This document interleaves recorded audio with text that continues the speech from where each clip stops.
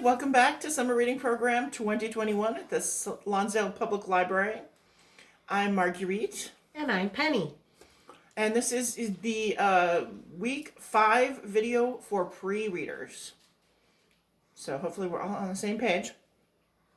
There's no event this week, but it's, well, by the time you watch this, it will have just been the 4th of July. So hopefully you did something fun. Maybe you saw some fireworks. Ate really good food. Yeah, grilled food. Somehow seems like a beautiful match for patriotism. Mm-hmm. And so put it on your schedule. Next week is week 6. That's it. It's the end. So the last thing we're going to do is our ice cream social. Ice cream. Friday, July 16th, 12 o'clock, noon, Stika Park. Be there or be square. So. Nope, that was a diamond. I was trying to make a square. There we go, square. Be square. Yeah, talk about your outdated slang. Once upon a time, even before my time, square meant you weren't cool. So let's take a look at what's in your packets this week.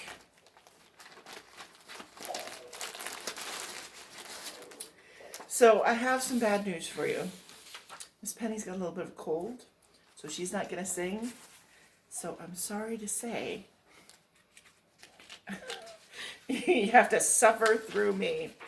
The first one is the color song. This is a really fun one. It's interactive. Do it with your whole family. Make them do the actions. I'm just going to sing a little bit. If your clothes have any red, if your clothes have any red, if your clothes have any red, put your finger on your head. If your clothes have any red. So it's got lots of different colors, so you can go through all of those. And then the second song is a classic. If I can get my hands on it. The ants go marching. The ants go marching one by one. Hurrah, hurrah. I'm not going to do the whole thing. So that's good for learning your numbers. It's good because singing is fun. You can march around the house. You can march around the house. Or the yard, or the neighborhood, however you want to march. But if you go around the neighborhood, make sure you have an adult with you. Good advice. Yeah, see how many ants you can get to march together. So for our worksheets, we've got this one. It's fun. It's cutting practice. Just good, fun to do, and good for learning those skills that will come in handy when you learn to write. And it's colorful mice. Who doesn't love that? And you got an I Spy. I love these I Spies. They're so much fun. So on the back it has the list of what you're looking for. How many red crayons can you find? So go through and find them and count them off. There's one. And then let your grown-up know and they can write it down for you. And then, speaking of crayons, we got some coloring pages. As I mentioned, the 4th of July, so got a patriotic hat. And just because it's summer, fun sailboat picture. Remember, if you go out on your sailboat, wear your flotation device. I'm going to skip the crafts, because Miss Penny's not so sick she can't do crafts. Of course not. And we're going to talk about the activity. So every group, pre-readers, readers, and teens and tweens this week are all getting one of these, which is a list of virtual museum tours.